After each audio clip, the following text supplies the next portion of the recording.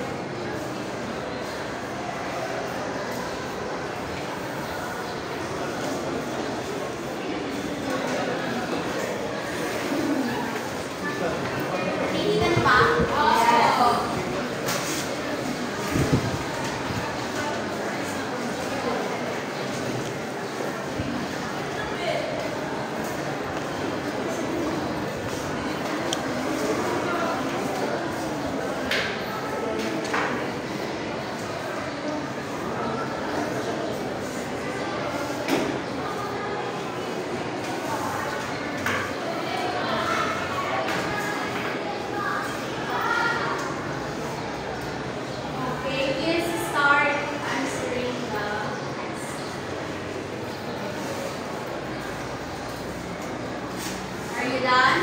Yes. Very good. So let's answer this activity. So who wants to answer first? Hannah. It is the ability to move muscles and joints. Flexibility. Very good. Please clap our hands to Hannah. Next, number 2. Jillian.